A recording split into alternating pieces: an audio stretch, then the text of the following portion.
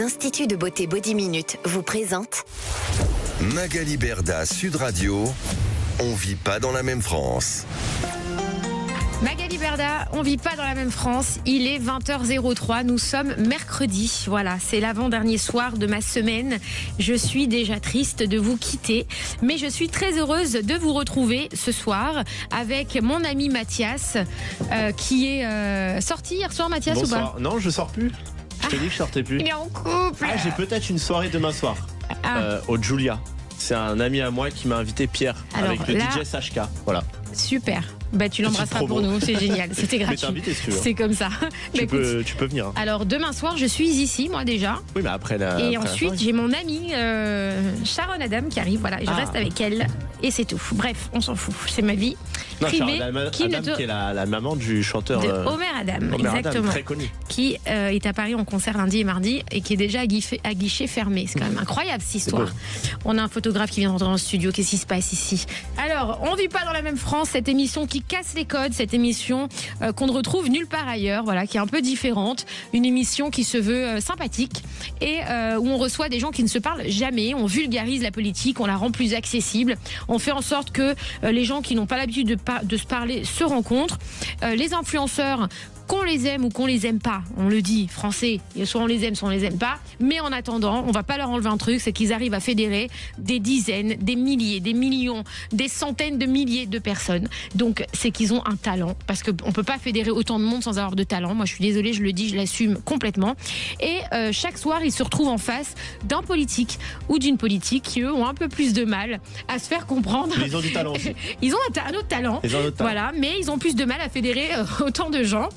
Alors on s'est dit pourquoi pas les faire se rencontrer, parler avec d'autres codes, des codes dont ils n'ont pas l'habitude d'utiliser et peut-être rendre la politique plus accessible à ceux qui sont un peu fâchés avec la politique et qui préfèrent regarder le monde des influenceurs plutôt que de regarder notre chère Assemblée nationale.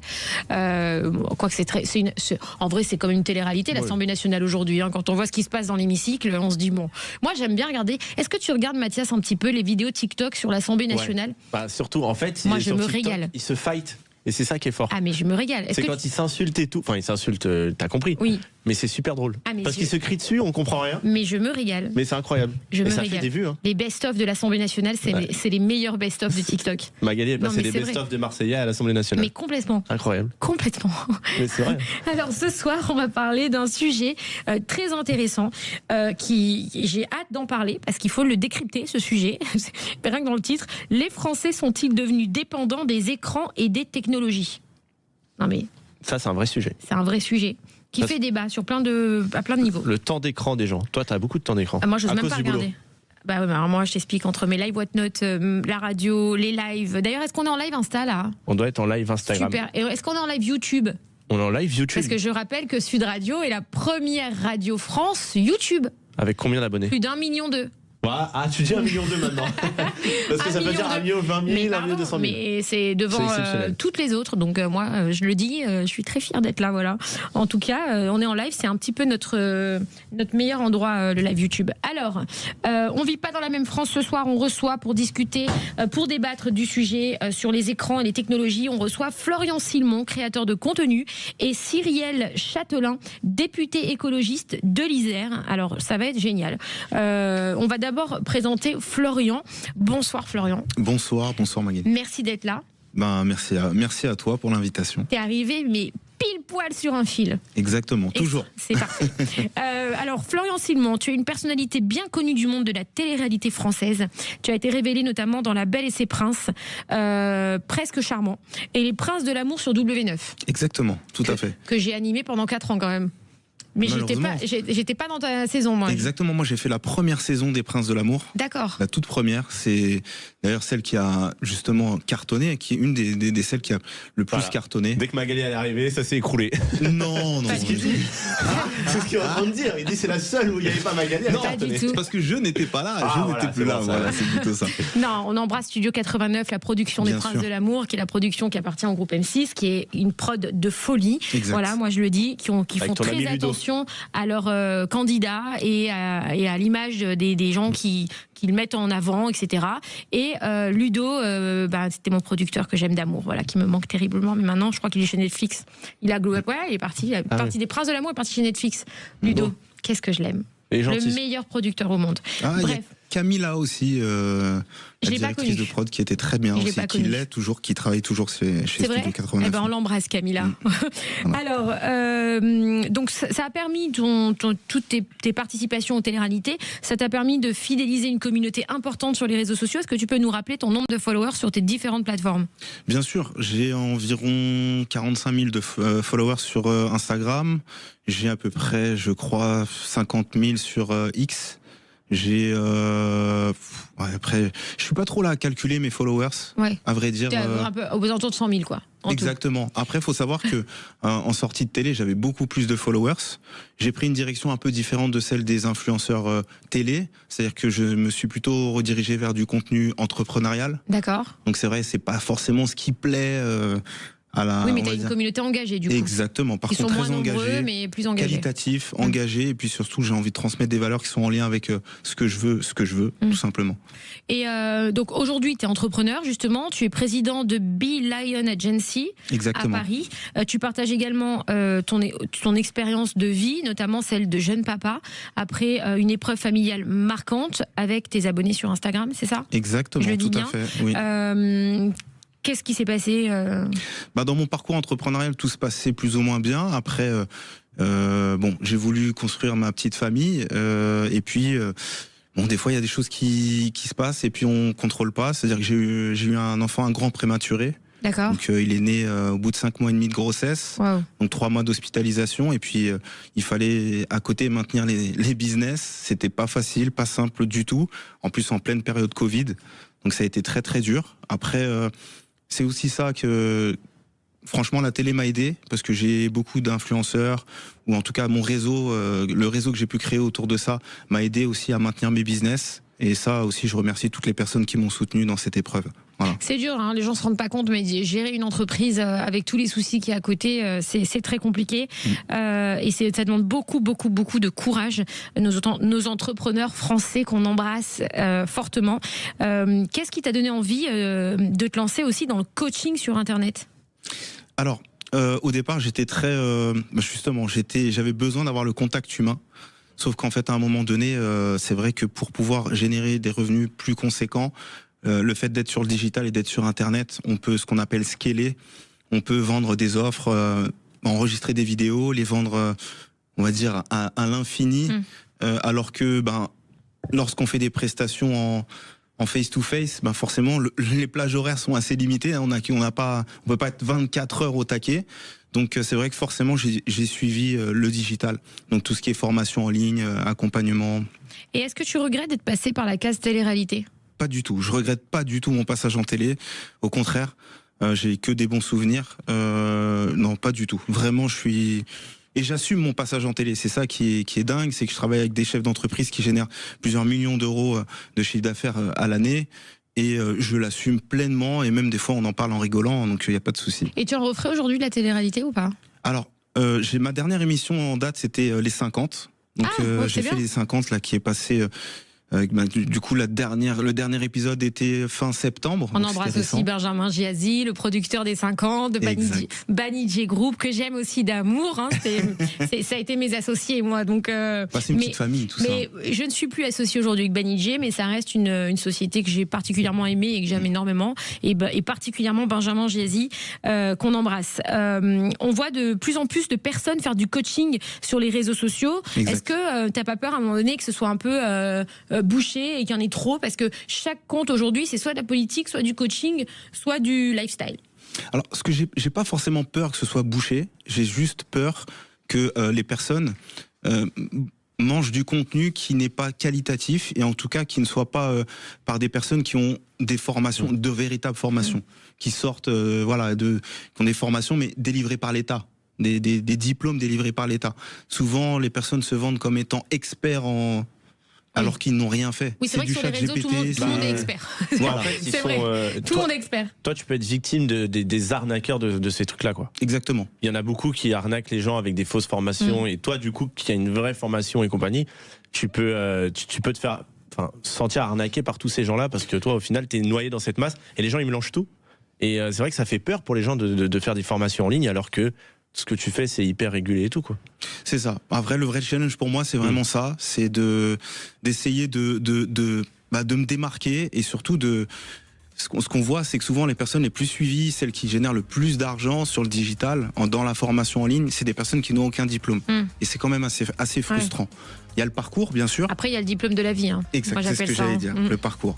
Alors, mais il y a quand même un minimum d'études, un minimum de connaissances techniques et connaissances terrain et aussi diplôme. Oui, c'est sûr qu'il faut faire attention à ce qu'on dit sur les réseaux sociaux. On en a parlé hier d'ailleurs pendant notre émission.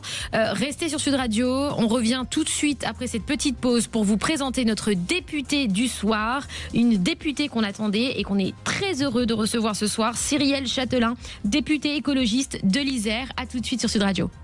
Sud Radio, on vit pas dans la même France. Magali Berda sur Sud Radio, il est 20h16, nous sommes en direct du lundi au jeudi et on est mercredi, tu vois. Bravo, tu vois, ça marche les jours de la semaine. Exactement. Et ce soir, on parle d'un sujet très intéressant qui nous concerne tous, parce qu'on est tous sur nos téléphones, on est tous sur nos tablettes, on est tous devant nos ordinateurs, on est tous devant quelque chose toute la journée. Tu sais que moi, en vieillissant, je vois mes yeux qui fatiguent en vrai. Et je sens vraiment alors peut-être parce que c'est l'âge, mais je sens vraiment la différence dans mes yeux, j'ai mal aux yeux le soir. Des fois, je vois flou et tout. Et je suis sûre que ça vient des écrans. Ouais. C'est l'âge. Okay. Non, mais toi, en plus, ça fait 10 ans que je te connais. 10 ans, t'as le même truc. C'est tous les jours, du matin au soir, t'es sur le téléphone. C'est mon outil de travail, moi. Et tu dors 4-5 heures, mais sinon. Et je dors 4-5 heures par nuit, ouais. Et je suis au téléphone. Et mon mari n'en peut plus parce qu'avant de me coucher, je suis au téléphone et le matin, je suis au téléphone. Il sort avec un smartphone, quoi. Ouais, voilà, c'est ça. Écoute, il a voulu, il l'a eu. Alors, ce soir, on parle des Français. Est-ce que les Français sont-ils devenus dépendants des écrans, justement, et des technologies ? On reçoit pour ce sujet Florian Silmon, qui est créateur de contenu, qu'on a présenté juste avant cette pub, qui est aussi coach en entrepreneuriat sur les réseaux sociaux. Il fait beaucoup de création de contenu dans ce sens-là. Donc, il est aussi, je pense, constamment sur les plateformes. Constamment. Voilà. Et on reçoit en face de toi, Florian, Cyrielle Châtelain, qui est députée écologiste de l'Isère. Bonsoir, madame la députée. Bonsoir. Bon, moi, je vous appellerai Cyrielle. Très bien. Nous, on est très cool ici. J'avais une amie d'enfance qui s'appelait Cyrielle. Ah, c'est rare. Ouais, c'est très rare. Et elle est aux couleurs de Sud Radio. C'est vrai. C'est vrai, vous êtes complètement assortie à la radio. On adore. On adore. Vous n'avez pas mis de verre ? Non. Vous êtes de colo ? Non. Vert rouge, des fois ça. Mais elle est dans le cœur. En termes de couleur. Elle est dans le cœur. Ouais, voilà, c'est ça, exactement. Toujours à l'intérieur. Après, elle est colo, mais elle est venue en 4x4. Mais non, c'est pas vrai. Tu sais, je me souviens d'un tournage que j'ai fait avec Sandrine Rousseau lors du 24 heures avec. J'ai tourné une journée entière avec Sandrine Rousseau et j'avais loué un van pour faire le tournage. Et à un moment donné, elle m'a regardée, elle m'a dit: par contre, je pense que ça va vraiment pas le faire là, parce que je suis quand même dans un van je me sens pas bien, je suis pas très à l'aise. Tu te rappelles ou pas ? Du coup, on avait changé tout. Non, vraiment, ça lui prenait à cœur. Du coup, elle a beaucoup marché. C'est ça. Et elle a beaucoup marché, ouais, je l'adore, moi. Moi, j'adore Sandrine Rousseau. Du coup, moi, j'ai beaucoup marché aussi. C'est pas habituel, ça. Alors, Cyrielle Châtelain, vous êtes députée de la 2e circonscription de l'Isère. Oui. Vous êtes élue sous la bannière du Nouveau Front Populaire et membre du mouvement Les Écologistes, où vous défendez une politique écologiste et sociale à l'Assemblée nationale. Vous avez été réélu en 2024 avec plus de 62% des voix. Winner, number one. C'est top. Grosse dynamique avec le Nouveau Front Populaire. Vous êtes également présidente du groupe écologiste et social à l'Assemblée nationale depuis 2022. Dans l'hémicycle, ça fait un sacré CV quand même. T'imagines, t'arrives, tu dis voilà, moi je suis présidente de l'Assemblée nationale. 62% des voix. Ouais, c'est génial. Incroyable. Dans l'hémicycle, vous siégez notamment à la commission de la défense nationale et des forces armées et vous portez des actions sur des sujets tels que la transition énergétique, la justice sociale et l'opposition aux réformes que vous jugez injustes.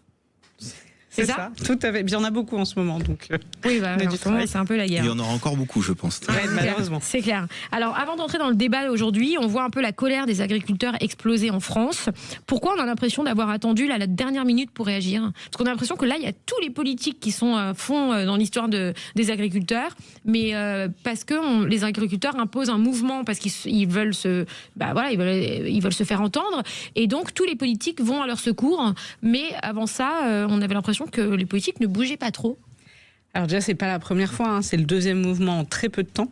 Et effectivement, ça peut donner l'impression que là, tout le monde va pleurer sur les agriculteurs. Eh bien, pour le groupe écologiste et social, en 2023, on avait déjà passé un texte à l'Assemblée nationale qui avait été adopté sur ce qu'on appelait les prix planchers. C'est-à-dire cette idée de dire que les agriculteurs, quand ils bossent, il faut les rémunérer pour leur travail et qu'ils ne peuvent pas perdre de l'argent à cultiver la nourriture qu'on mange. Donc c'est un sujet sur lequel ça fait longtemps qu'on est investi. Là, c'était la députée de la Drôme, Marie Pochon, qui avait porté ce texte et qui travaille avec eux depuis longtemps, qui n'a pas attendu la crise. Est-ce que vous avez la sensation que le groupe écologiste est le seul aujourd'hui, à vraiment s'être occupé des agriculteurs? Vous pensez qu'aujourd'hui, il y a une sorte d'hypocrisie dans les autres groupes politiques? Je ne sais pas si on est le seul, en tout cas... Parce qu'en fait, il y a toujours des personnes qui peuvent être sincères dans leur engagement au sein de leur groupe. Ce qui est sûr, c'est qu'aujourd'hui, on a un élu qui est lui-même agriculteur, qui est Benoît Biteau. On a Marie Pochon qui travaillait sur ce sujet-là. Et on a une approche depuis très longtemps, les écologistes, d'être aux côtés des agriculteurs, on va dire de l'agriculture paysanne. C'est-à-dire les agriculteurs qui vont plutôt avoir... ce qu'on appelle l'agriculture extensive, donc des petits cheptels, plutôt de l'agriculture de montagne, du maraîchage, et qui travaillent énormément pour faire des produits de qualité et qui ont besoin d'être défendus, être protégés, parce qu'aussi il y a cette... même dans l'agriculture, cette envie de gigantisme, donc des gigafermes où on va entasser des animaux, etc. Et donc oui, ça fait très longtemps que les écologistes sont à côté de ces agriculteurs qui veulent à la fois faire leur travail, en vivre et faire vivre aussi toute une partie du pays par leurs pratiques. Et pas mal de Français sont en colère. Est-ce que vous pensez que changer de gouvernement va faire retomber la pression ? Alors ça suffira pas, mais c'est un bon début, je pense. Ouais. Vous avez hâte d'être à 2027 ou vous voulez un renversement avant ? En tout cas, sur ce gouvernement-là, moi, je pense qu'il n'est pas légitime. Je pense que ça fait... alors là, on est à la 4e version de gouvernement macroniste et qu'à un moment, quand on a perdu les élections, on ne peut pas être à la tête d'un gouvernement. Donc c'est pour ça qu'on vote la censure et qu'on n'attend pas 2027 pour essayer de changer les choses. On parle beaucoup de la crise économique en France et plus trop d'écologie. Est-ce que vous avez l'impression que c'est pas compatible en fait, crise économique, écologie ? On a l'impression qu'on oublie un petit peu l'écologie pour d'autres crises. Je pense même que c'est très compatible, c'est-à-dire que la crise économique qu'on connaît, justement cette espèce d'accélération, ces dégradations de conditions de travail, ça va avec un modèle du toujours plus vite qui écrase tout et qui se fait dans un seul intérêt, c'est l'intérêt des très gros investisseurs. Et qu'en fait, à un moment, dans le modèle écologiste, il y a effectivement prendre soin de la planète, mais prendre soin de manière générale.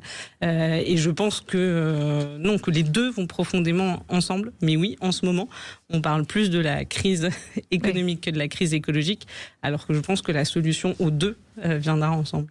Alors, ce soir, on va parler d'un sujet qui vous concerne, Cyrielle Chatelain, puisque vous êtes députée écologiste de l'Isère. Donc, je pense que vous êtes quand même impactée par tout ce qui se fait aujourd'hui sur l'utilisation des écrans, des technologies, etc. On voit que les Français sont de plus en plus sur leurs smartphones, les ordinateurs, les tablettes. C'est pas très écologique, tout ça. Donc, je pense que c'est un certain combat pour vous.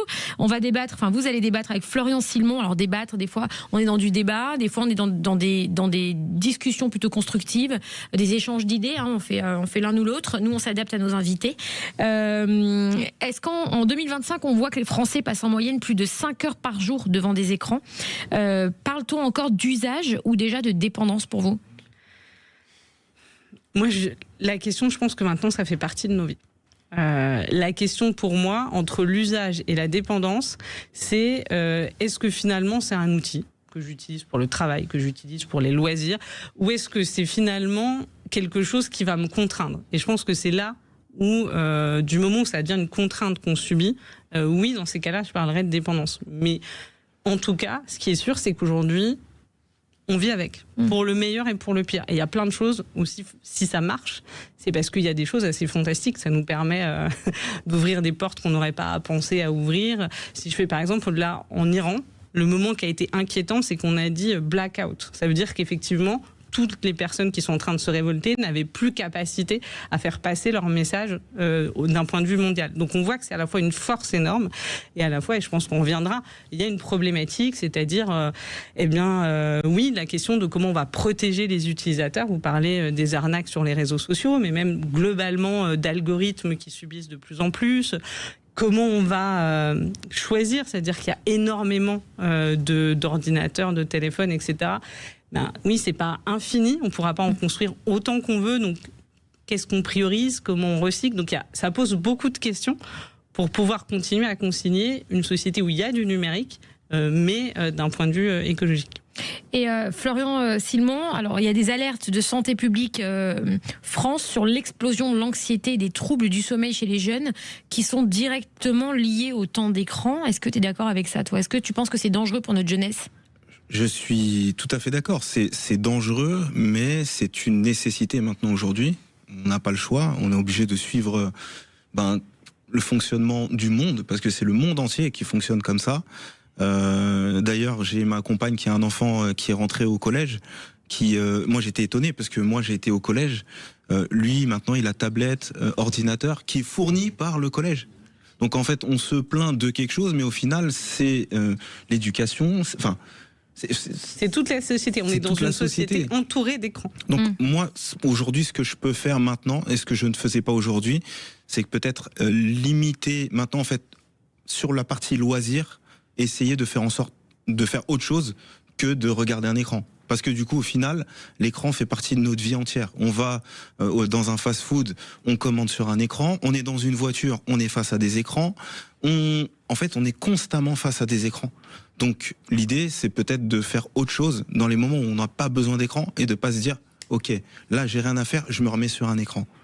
Mais quand on voit que l'éducation nationale aujourd'hui demande à nos élèves d'être de plus en plus sur des tablettes et d'ailleurs d'utiliser des tablettes, je crois qu'il y a une recommandation pour l'utilisation des tablettes, comment on peut expliquer du coup à nos jeunes que même à l'école, donc on travaille moins sur les cahiers, sur les livres, etc. Et comment après, hors école, on va leur dire non, tu peux pas être sur ton téléphone, il faut aller faire du sport ou il faut aller en colo. Nous avant on partait en colo tous ensemble, on kiffait. Là maintenant, moi je vois mes filles quand elles sont en week-end, c'est iPad, Netflix et compagnie. Madame la députée, est-ce que vous pensez que c'est bien et est-ce que c'est une belle chose venant du gouvernement de conseiller à nos jeunes d'utiliser les tablettes à l'école? Et je vous demande de répondre juste après la petite pause sur cette radio. À tout de suite. Magali Berda, il est 20h30, nous sommes en direct sur Sud Radio, on vit pas dans la même France. Ce soir, on fait un débat sur nos écrans. Est-ce que les Français sont devenus dépendants des écrans et des technologies? Je suis sûre que Mathias, t'es complètement dépendant, toi. Je travaille avec ça. Ouais, donc, toi aussi. en fait, on en parlait à la pub rapidement. C'est qu'en fait, on a tout sur les écrans maintenant.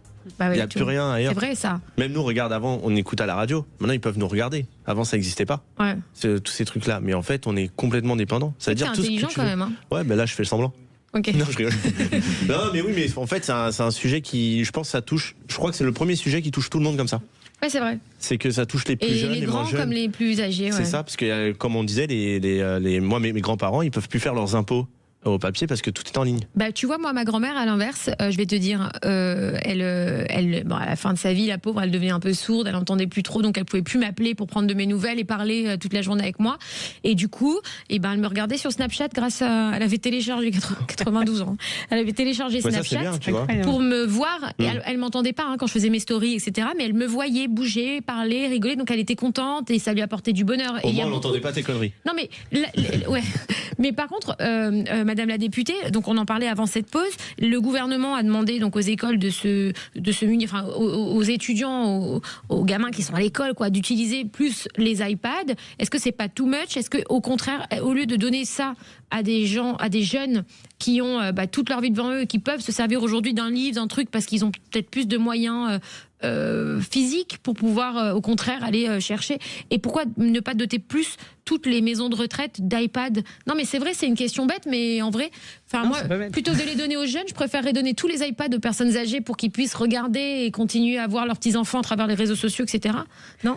Alors, je ne sais pas s'il faut dire école ou maison de retraite. Ce qui est sûr, c'est que moi, j'ai discuté avec une amie qui est prof à un moment qui m'a dit, en fait, j'ai plus d'assistante sociale scolaire, j'ai plus de psy à l'école, on est en rate de prof, mais j'ai des tablettes. En fait, ça m'aide pas beaucoup. Donc, en fait, il y a aussi une question, c'est-à-dire que la tablette ne peut pas venir remplacer à un moment le besoin d'encadrement de professionnels dans l'éducation, et ça me semble effectivement pas prioritaire. Oui, il faut l'enseignement technologique, l'éducation aux écrans, parce qu'en fait, il faut apprendre. Il faut aussi combler les inégalités, parce qu'en fait, il y a effectivement des enfants qui vont avoir la tablette, le téléphone, l'ordinateur. Il y en a qui vont pas forcément avoir tous ces outils à la maison, donc bien évidemment. Mais en fait, par contre, distribuer une tablette par enfant, ça semble pas prioritaire aujourd'hui dans les moyens de l'éducation. Et en plus, il y a effectivement une hypocrisie. C'est-à-dire qu'aujourd'hui, moi aussi, j'ai une fille au collège. Pour regarder ses cours ou savoir ce qu'elle a comme devoir, elle doit être sur Pronote.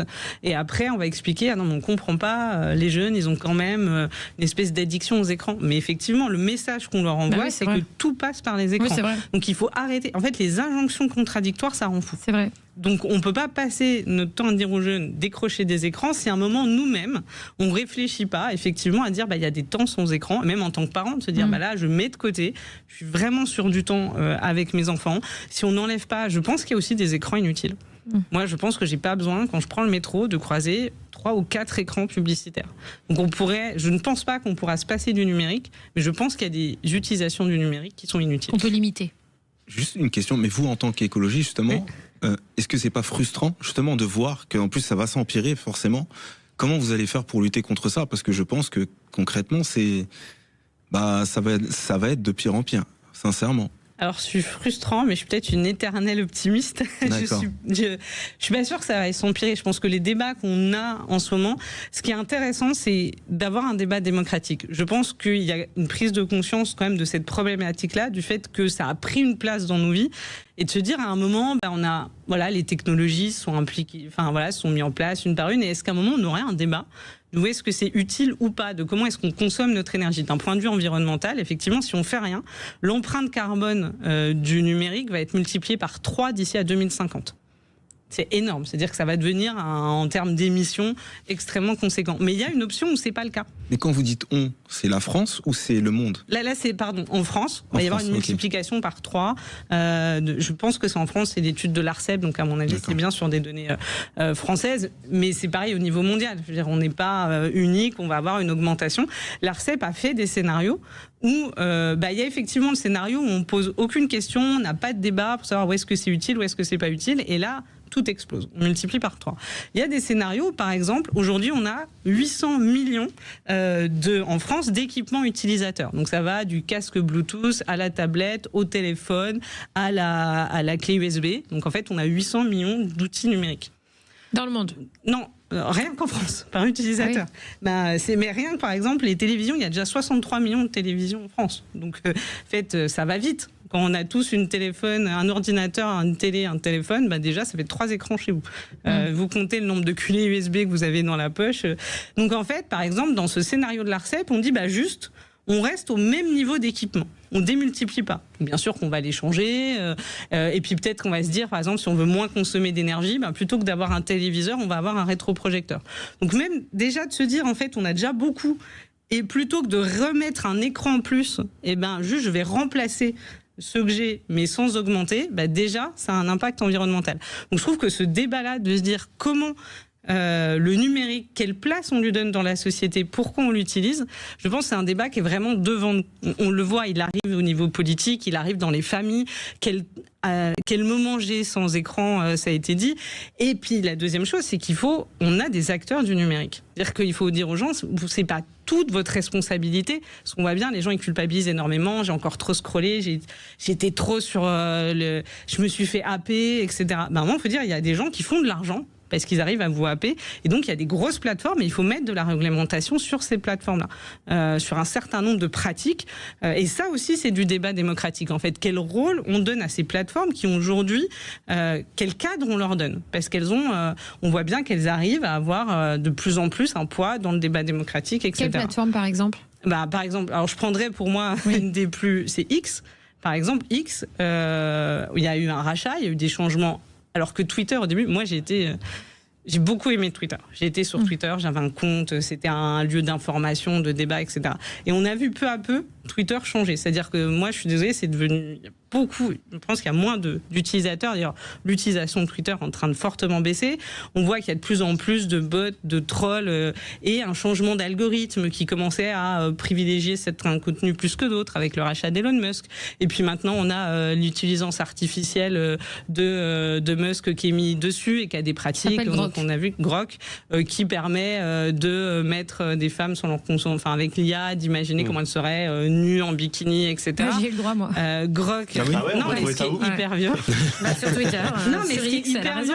Et donc, à un moment, cet espace-là, je suis désolée, ce qui n'est pas acceptable dans la vie n'est pas acceptable sur une plateforme. Et ça fait partie des outils. On a, notamment au niveau européen, le DSA, le Digital Service Act. On doit le mettre en place. C'est-à-dire qu'à un moment, ça devient un des acteurs de la société. Il y a des règles comme pour tout le monde. Donc ça, je pense que c'est des débats. Et c'est là où moi, je suis un peu optimiste. Je me dis que par un moment, on s'est peut-être senti dépassé. Et maintenant qu'on a, je pense, pris conscience que ça ferait partie intégrante de nos vies et que c'était pas juste un truc de jeunes et que que ça allait avoir un point important, peut-être qu'à un moment on va se dire là il faut qu'on ait un débat. Où est-ce qu'on l'utilise, comment on l'utilise et comment on le réglemente. Mais vous seriez partante par exemple pour réglementer le nombre d'écrans dans les foyers par exemple pour mettre en place en fait des quotas. Je me suis jamais posé la question. Il y a des sujets sur lesquels je me suis posé la question du quota. Sur le nombre d'écrans, je sais pas, parce que ça demande de rentrer, enfin ça demande quand même sur quelque chose d'aller, imaginez on rentre chez les gens, leur dire vous avez combien de téléphones. Par exemple de le déclarer dans sa déclaration. Dans sa déclaration d'impôt comme on faisait avant, j'ai une télé, etc. Tu m'enlèves pas la télé dans ma chambre. C'est vrai que j'ai pas réfléchi au quota, et puis en plus, mais je sais pas s'il faut aller tout de suite sur les quotas. Clairement, est-ce que peut-être qu'avant de passer au quota, déjà se dire on enlève ce que je disais, tous les endroits où c'est pas utile, arriver aussi à avoir une vraie filière. On parlait d'entrepreneurs, je pense qu'il y a aussi des filières à créer de tout ce qui va être de la réparation de tout. Par exemple, les ordinateurs, on les jette alors qu'en fait ils pourraient encore fonctionner. Comment on arrive à avoir des filières où on répare? Donc je pense qu'il y a des choses à mettre en place. Bien sûr, j'ai vu aussi les premières pubs justement de l'ARCEP qui disent attention, déjà éteignez votre ordinateur, éteignez votre box, enfin des gestes simples qui permettent d'économiser des choses. Est-ce qu'à un moment dans le débat, peut-être c'est un débat qu'il faudrait avoir dans le débat public, est-ce que ça aiderait les gens d'avoir une réglementation qui leur dit, en fait, une fois que t'as 2 écrans par personne chez toi, ça suffit. Florian, on va se lancer en politique. Moi, je risque d'être un peu dans la mouise, là. Si c'est ça, j'en ai pas mal d'écrans à la maison. En fait, ça peut être une solution, ça peut être un vrai débat. Hein. La question, c'est le débat. La question, c'est que comme c'est arrivé très vite, on parlait de nos grands-parents. Moi, j'expliquais à mes filles il y a pas longtemps qu'il fallait qu'ils imaginent que mon père, quand il était petit, il n'y avait pas de télé chez lui. Et qu'en fait, aujourd'hui, que moi, j'ai vécu l'arrivée du magnétoscope comme un truc de dingue, qu'il y avait des VHS où on enregistrait les films. Et maintenant, en fait, il y a l'ordinateur, l'iPhone, les plateformes. Moi, elles regardent beaucoup. Alors, à leur expliquer que avant, non, le samedi matin, c'était le dessin animé qui passait, et puis c'est tout. Elles n'imaginent pas. Et donc, en fait, ça allait très vite. C'est-à-dire qu'en 3 générations, le monde a complètement changé sur cette donnée-là. C'est clair. Et donc, on n'a sans doute pas eu le temps, à un moment, d'avoir les débats démocratiques sur ces questions. Et donc, de se dire collectivement, qu'est-ce qu'on est prêt ou pas à accepter. Et je trouve qu'on rentre dans cette période-là et que c'est plutôt très intéressant. Après, le problème, il est plutôt, je pense, mondial. Parce que le problème, c'est que si on cherche à freiner l'utilisation des écrans, etc., mais que derrière, dans le monde, les personnes utilisent leur écran comme ils le veulent et se développent d'ailleurs plus vite que nous, forcément on aura du retard par rapport aux autres. Et pour l'économie, je parle là pas forcément l'écologie, ça risque d'être problématique. Parce qu'il faut suivre aussi l'avancée de la technologie dans les pays étrangers, notamment en Chine, parce que c'est le grand débat. D'ailleurs, la Chine voilà, ils ont énormément d'avance sur nous. Donc le problème, il faut La suivre Chine cette qui lance avancée-là. beaucoup de concepts et beaucoup de choses, mais qui l'interdisent dans leur propre pays. Ça aussi. C'est ça. Ça, Non, c'est mais un là, fait. c'est vrai. TikTok, par exemple, même Oui, l'application ouais, TikTok. complètement. Là, il y a longtemps. Oui, mais ce qui est intéressant, par exemple, sur l'économie, c'est que aujourd'hui, on a une industrie quand même du numérique qui repose sur des produits dont la majorité n'est pas produite en France. Enfin, en fait, donc quel est, si on parle L'avantage. d'économie, la question c'est que si on achète, on est dépendant de produits qui sont faits hors Europe, qu'on est dépendant de plateformes qui sont faits hors Europe, que ça permet de commander des habits qui sont faits en Chine. Ben, en fait, à un moment, ça bénéficie pas vraiment à l'économie. Donc la question, c'est aussi de se dire, effectivement, comment on arrive à avoir la recherche, l'innovation, et notamment la recherche publique. On a un manque de fonds sur la recherche publique qui a été très motrice dans ces domaines-là pour pouvoir ne pas être à la traîne. Mais aussi, comment on recrée des filières. C'est pour ça que les filières de la réparation, enfin, il y a un certain nombre de filières qu'il faut qu'on remette en France. Parce qu'en fait, si c'est juste permettre une délocalisation plus rapide, ben, on n'ira pas gagner grand-chose. Non, C'est c'est vrai. vrai. Elle n'a pas tort. Oui, c'est vrai. Toi, Florian, tu utilises l'intelligence artificielle? Alors ça aussi, c'est un grand débat. Parce que ça, écologiquement, c'est Ouais. le plus C'est dangereux. assez catastrophique. Alors, écologiquement et surtout, maintenant, on n'arrive plus à distinguer aussi le vrai du faux. Et ça, c'est une vraie problématique, surtout pour les jeunes. Aujourd'hui, on peut arriver. Moi, je suis en train de scroller sur Instagram. Je sais même plus ce qui est vrai et ce qui est faux. Des fois, je vois des vidéos qui buzzent avec des tsunamis. Je sais pas si vous êtes tombé dessus. Des fois, c'est vrai, des fois, j'ai vu c'est des faux. trucs de dingue, ouais. Des avions qui se crashent. Alors moi, je exact. regarde, j'ai dit, mais attends, mais. Et après, on se rend compte que c'est une vidéo fake. Et c'est vrai, t'as raison, c'est perturbant en C'est vrai. très perturbant, ouais. Alors restez avec nous sur Sud Radio, on revient juste après cette petite pause pour débattre des dépendances des écrans et des technologies. Aujourd'hui, on est tous quelque part un peu dépendants, comme le disait Madame la députée, ça fait partie de notre monde. Il faut aussi savoir l'accepter, mais peut-être la réglementer, peut-être faire quelque chose, parce que ça devient catastrophique. On est tous de plus en plus sur nos téléphones, nos télés, etc., etc. À tout de suite sur Sud Radio.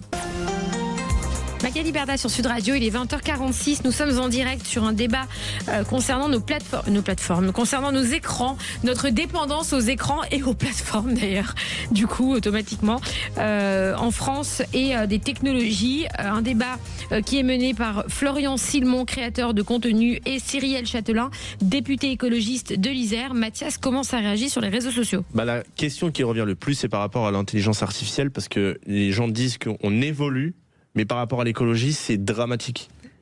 Alors, l'intelligence artificielle, c'est dramatique. C'est dramatique sur plusieurs points sur lesquels il faut faire attention. Premièrement, démocratiquement, ça a été dit. En fait, on sait plus ce qui est vrai, ce qui est pas vrai. On peut faire dire n'importe quoi à n'importe qui. Donc, il y a un enjeu de pouvoir identifier clairement qu'est-ce qu'est de la production d'intelligence artificielle. C'est catastrophique aussi d'un point de vue démocratique en termes d'absorption des données. C'est-à-dire, en fait, l'intelligence artificielle, ça a besoin de manger des tonnes et des tonnes de données. Donc, ça veut dire que, et là, on le voit, la logique sur tous les réseaux dont on parlait, ils ont capté nos données, ils ont capté tout ce qu'on écrivait, ils ont capté nos photos et ils les ont fait manger à de l'intelligence artificielle. À un moment, il y a une question de consentement, de se dire quelles données, en fait, c'est mes données, c'est aussi mon intimité, ma vie privée. Comment je m'assure qu'elles, si je le souhaite, qu'elles puissent être protégées. Puis en plus, ces données-là, en fait, elles sont pas complètement neutres. C'est-à-dire qu'elles sont produites dans un contexte, etc. Donc quand ça entraîne l'intelligence artificielle, elle peut aussi ressortir un certain nombre d'erreurs, parce que les données qu'on lui aura fournies, soit elles auront été produites par certaines personnes dans un contexte particulier. On voit, il y a des biais en termes de représentation, des fois sexistes, des fois racistes, parce que en fait les données qu'on leur a données étaient ça. Donc il y a un problème de la gestion des données. Et troisièmement, c'est environnemental, parce qu'effectivement, ça demande une consommation d'énergie qui est colossal.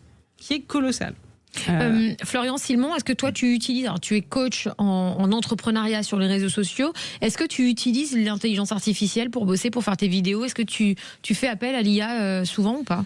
Alors, j'utilise l'IA pour travailler, bien sûr. D'ailleurs, c'est maintenant une nécessité. Et laquelle? Je suis dépendant aussi Ah ouais, de c'est l'IA. vrai? Ah oui. Pardon, et pour quel type? Parce qu'en fait, l'IA, il y a tellement de choses qui sont hyper différentes. Alors, la vraie difficulté aujourd'hui, c'est dans l'entrepreneuriat en France aujourd'hui, si on doit embaucher une secrétaire, si on doit embaucher un CM, donc un community manager, si on doit embaucher un comptable, si on doit embaucher, ça nous coûte énormément d'argent.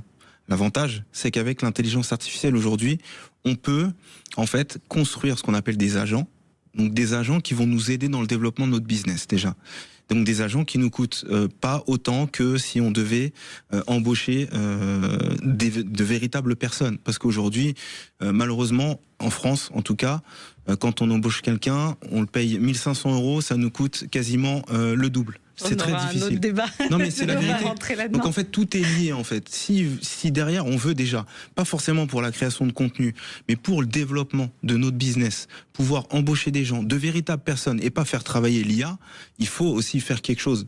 Et c'est ça la problématique, c'est que je pense qu'en réalité on parle d'un sujet, mais qui en fait représente beaucoup plus que ce qu'on est en train de dire. C'est-à-dire est-ce que l'intelligence artificielle, j'utilise oui, mais je le fais parce que je suis obligé de le faire et pour plein de raisons, pas seulement pour une. Après, les travailleurs seront jamais compétitifs par rapport à l'IA. En fait, s'il y a 0 ou payer du salaire, donc je pense que la question... En termes de rapidité, si. Non, mais ça dépend, parce qu'il y a l'entraînement de l'IA. Enfin, après, il y a plein de choses. Moi, je pense qu'on a effectivement intérêt à garder des emplois et que c'est pas la même chose. Par exemple, un comptable, je sais pas si je ferais intéressant, mais j'entends que quand on est en développement d'entreprise, des fois, il y a un contrat. Mais comme, en fait, avant... Enfin, c'était déjà le cas dans plein de fois. C'est-à-dire, je montais mon business, puis j'avais mon pote qui venait passer 3 heures et donner du temps pour m'aider dans ma compta, et puis j'avais. Oui, mais ça, normalement, on est obligé de le déclarer. C'est ça, non, mais je veux dire, c'est pas nouveau. C'est-à-dire qu'en fait, quand on monte sa boîte, de toute façon, au début, on est tout seul, et heureusement qu'il y a les proches, parce qu'il y a généralement la mère qui vient filer un coup de main pour écrire un courrier. En fait, ça remplace aussi tout ça, c'est-à-dire ce réseau qui était là, qui filait des coups de main, et après. Moi, je suis pas en train de dire il faut pas d'IA du tout. Je pense que la question. Est-ce que vous, en tant que député, vous vous servez de l'IA des fois pour travailler vos textes, pour en toute sincérité? Alors moi, non, je suis une. J'ai des collègues qui le font, mais moi, je suis. Donc, est-ce qu'il y a des députés aujourd'hui qui, à l'Assemblée nationale, font par exemple des propositions de loi ou travaillent des PPL grâce avec l'IA? Alors, c'est sûr que ça existe. Ouais. Moi, là où je fais attention, c'est. En fait, c'est pareil, c'est-à-dire que. Je trouve que prenons les exemples des propositions de loi, c'est une super exemple. C'est-à-dire que si j'ai un député qui, c'est génial, il a l'IA, il va sortir 50 propositions de loi dans l'année. En fait, 1, il ne sait pas ce qu'il y a dedans. C'est ça. 2, potentiellement, il y a des erreurs. Et 3, de toute façon, elles ne seront jamais discutées. Parce qu'en fait, une proposition de loi, c'est pas seulement l'écriture d'un texte qu'on va déposer.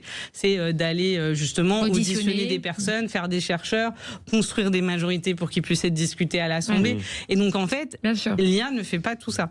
Et là, je trouve qu'on est dans des mauvaises utilisations de l'IA. Après, est-ce qu'aujourd'hui, il y a des députés, en toute sincérité, qui sont feignants, sans doute. Je vous demande pas de sortir des noms, ça, on vous le demandera après. Mais est-ce qu'il y en a qui, pour vous, ne travaillent qu'avec l'IA pour rien foutre et prendre leur salaire de député? Je l'ai pas. Enfin. En vrai, ça, je l'ai pas vu. D'accord. Que y ait, par exemple, dans les débats qu'on a, que ça existe, sans doute. Les débats qu'on va avoir, par exemple, c'est sur les courriers. Moi, je vous l'ai dit, j'ai un principe dans mon équipe, c'est pas d'IA. Je suis pas complètement confiance. En plus, on sait que l'intelligence artificielle, il y a un certain nombre d'erreurs, etc. Et j'ai pas envie d'aller entraîner. J'ai pas envie que le travail que font mes collègues viennent entraîner des IA pour enrichir des grosses boîtes américaines. Moi, je pense que le gouvernement de Macron, il a été fait avec l'IA.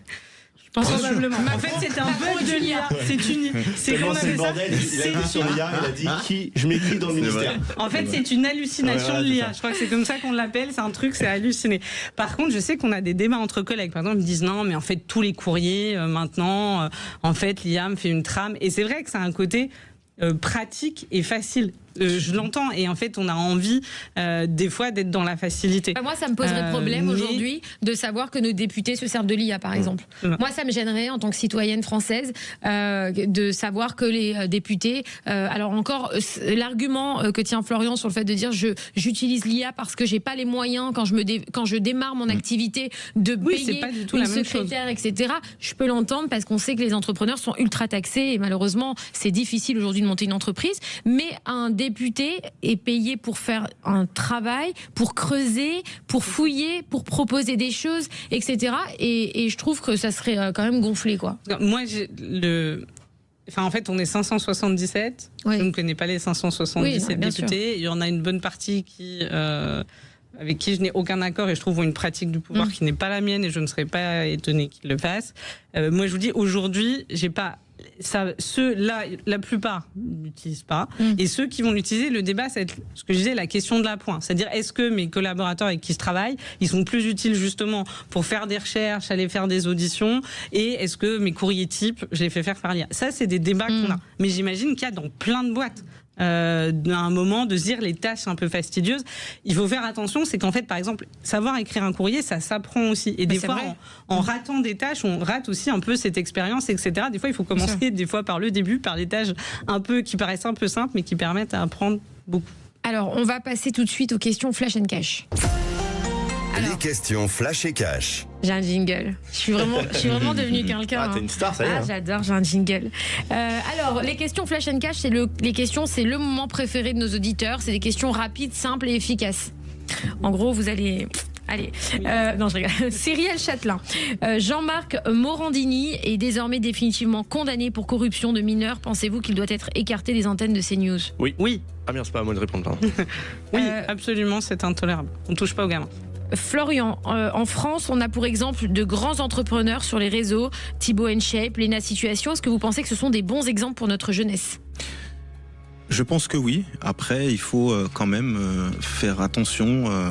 Comme je dis, il y a d'autres personnes, vraiment, il faut faire attention. Mais eux, oui, tout à fait. Cyrielle Châtelain, Elon Musk, dans une récente interview, a expliqué que ces robots allaient d'ici 3 ans pouvoir remplacer les chirurgiens et les médecins. Est-ce qu'il faut avoir peur pour nos emplois et est-ce qu'il faut avoir peur d'Elon Musk ? Alors, il faut avoir peur d'Elon Musk, ça absolument. Il a un projet civilisationnel qui va contre toutes les valeurs européennes. Cet homme est dangereux. Sur les chirurgiens, je pense qu'il raconte pour le moment n'importe quoi. Mais oui, il y a des jobs qui sont déjà en train, en fait, de subir l'IA. Tu vois, t'as parlé d'Elon Musk. C'est Elon Musk, c'est ça. Allô, c'est Siri qui s'est déclenché pendant que je parlais. Ben voilà. On est sur écoute. Allô. Ça fait flipper quand même. Hein.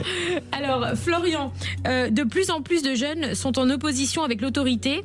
Penses-tu qu'instaurer le retour du service militaire peut instaurer un retour de l'autorité, justement ? Je suis entièrement, mais vraiment à fond partant pour ça. Exactement, parce qu'on on perd nos valeurs. Le patriotisme, exactement. On l'a perdu clairement. Dès qu'on brandit le drapeau français, ça devient limite on a peur de le faire alors qu'on vit en France. C'est quand même bizarre. Cyrielle, t'as complètement raison. Cyrielle Châtelain, Macron. C'est Cyrielle, c'est quand je dis Cyrielle qui se déclenche Cyrielle. Qui recommence là. C'est vous de l'IA en fait. Vous êtes c'est ça, exactement. Cyrielle et l'IA. Alors Cyrielle Châtelain, Macron, Bardella et Mélenchon, qui incarne le plus la crise démocratique actuelle entre ces 3 personnalités politiques ? Macron. 3e vote pour Macron de la semaine. C'est ça. Non mais il refuse. Après, je trouve que Macron et Bardella, ils l'incarnent différemment. Macron parce qu'il refuse de reconnaître les urnes. Bardella parce qu'en fait, c'est l'extrême droite, vraiment il est contre toutes nos valeurs et on parlait de patriotisme.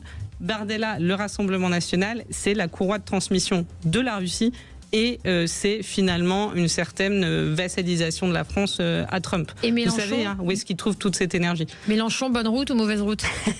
Mélenchon, j'ai des accords avec lui, mais enfin je suis en partenariat avec Nouveau Front Populaire, du PS à la France Insoumise et moi je fais partie des unionistes. Alors merci beaucoup, merci à tous les deux, merci Florian Silmon, créateur de contenu, Magali. Suivez-le sur Instagram, création de contenu sur l'entrepreneuriat qui est hyper passionnant, et Cyrielle Châtelain, députée écologiste de l'Isère, suivez-la sur Instagram. Merci beaucoup. Future influenceuse. Alors on se retrouve demain à 20h sur Sud Radio. Tout de suite vous retrouvez les clés d'une vie avec la star Jacques P6, c'est lui la star tous les soirs, c'est pas ses invités, c'est Jacques P6 la star, et son invité le musicien et compositeur. Qu'est-ce que c'est ça ? Sourire. Ah oui, oui, c'est lui qui a écrit. Ok, d'accord. Alors, il est musicien, compositeur Alain Pesner et à l'occasion du triste anniversaire des 40 ans de la mort de Daniel Balavoine, qu'on aime tant et qui nous manque énormément. Voilà, même si j'ai 44 ans, mais il nous manque Daniel Balavoine, on adore ses chansons. À tout de suite sur Sud Radio avec Jacques P6 et à demain en ce qui me concerne. Magali Berda, Sud Radio, 20h, 21h. On vit pas dans la même France.